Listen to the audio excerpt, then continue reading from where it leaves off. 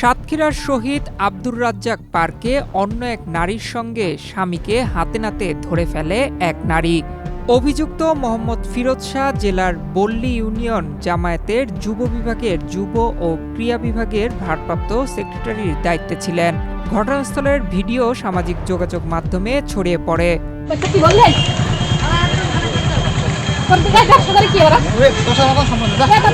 অভিযুক্ত মোহাম্মদ ফিরোজ শাহকে অনৈতিক কর্মকাণ্ডে জড়িত থাকার অভিযোগে দলীয় পদ ও সাংগঠনিক সকল দায়িত্ব থেকে অব্যাহতি দেওয়া হয়েছে।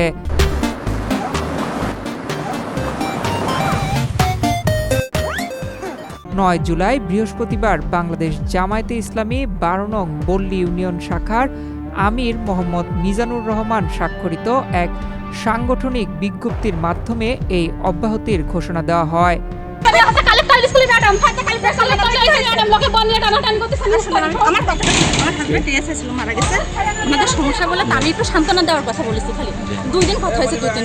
গত ৮ জুনের ঘটনার ভিডিওতে দেখা যায় পার্কে উপস্থিত হয়ে স্বামীকে অন্য এক নারীর সঙ্গে দেখে ক্ষোভ প্রকাশ করেন ওই নারী।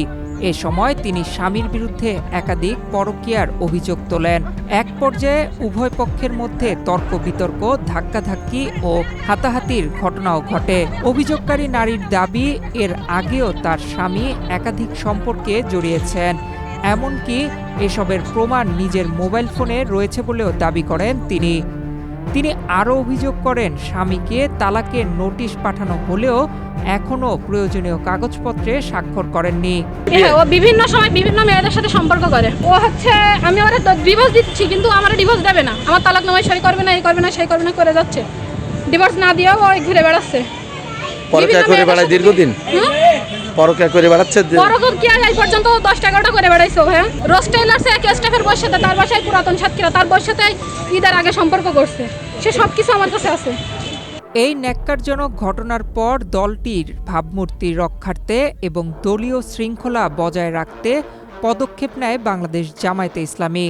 ঘটনার পরদিনই এক সাংগঠনিক বিজ্ঞপ্তির মাধ্যমে এই অব্যাহতির ঘোষণা দেওয়া হয়। প্রেস বিজ্ঞপ্তিতে বলা হয়েছে, ফিরোজ শাহ দলীয় শৃঙ্খলা, আদর্শ ও সাংগঠনিক নীতিমালা পরিপন্থী কর্মকাণ্ডে জড়িত থাকার কারণে সংগঠনের গঠনতন্ত্র ও শৃঙ্খলা বিধি অনুযায়ী তার বিরুদ্ধে সাংগঠনিক ব্যবস্থা গ্রহণ করা হয়েছে।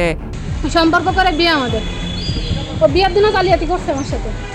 শুধু তাই না, আমার বিয়ের পর থেকে, বিয়ের 4 মাস পর থেকেও পরকিয়া করে বেড়ায়। আমি ধরতে পারি না ধরার কারণে পরবর্তীতে যখন ধরতে পারছি, কয়েকবার ঝামেলা করার পরে আমি বাবার বাড়ি চলে গেছি। আমার হাত পায়ে ধরে আবার নিয়ে আইছে। অনৈতিক কর্মকাণ্ড ও যৌন নির্যাতনের শিকার হয়ে ভুক্তভোগী ওই নারী থানায় একটি লিখিত অভিযোগ দায়ের করেছেন। সমস্যা নাই।